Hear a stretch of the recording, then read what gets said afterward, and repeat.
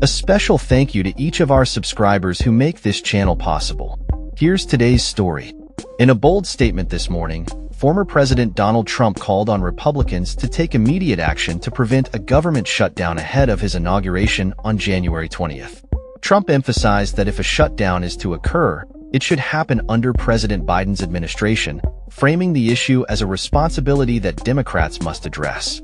If there is going to be a shutdown of government, let it begin now, under the Biden administration, not after January 20th under Trump, he said, highlighting the urgency of the situation. Trump's remarks come as the House of Representatives is set to convene at 10 a.m. today to vote on a spending bill that aligns with his directives. The tension escalated last night when the House rejected a continuing resolution aimed at keeping the government funded, with Republicans raising concerns about spending levels and the debt limit. In a bid to rally support, Trump took to Truth Social, promising significant spending cuts through reconciliation next year. The United States will cut hundreds of billions of dollars in spending next year through reconciliation, he stated, urging Republican lawmakers to unite in favor of the proposed plan. The rejected bill was a lengthy 1,547-page continuing resolution that faced backlash from the MAGA base, with House Speaker Mike Johnson criticized for negotiating what some termed an America Last funding bill. Despite Trump's endorsement of the bill as vital to the America First agenda, 38 Republicans voted against it, and nearly all Democrats opposed it as well, accusing the bill of being part of an agenda to shut down the government. The Democrats argued that the bill, which would have continued funding for essential services including disaster relief and military support, was a facade for partisan politics. Vice President-elect J.D. Vance responded to the failed vote, asserting that Democrats would prefer a government shutdown over addressing critical issues.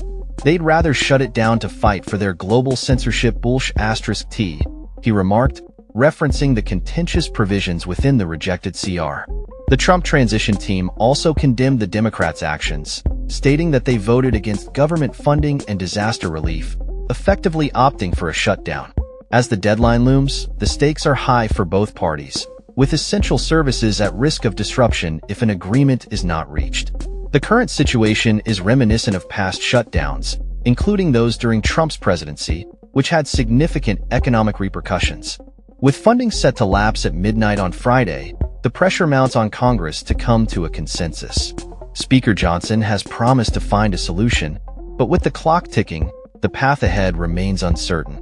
The ongoing drama highlights the deep divisions within Congress and the challenges of bipartisan cooperation in the face of looming deadlines.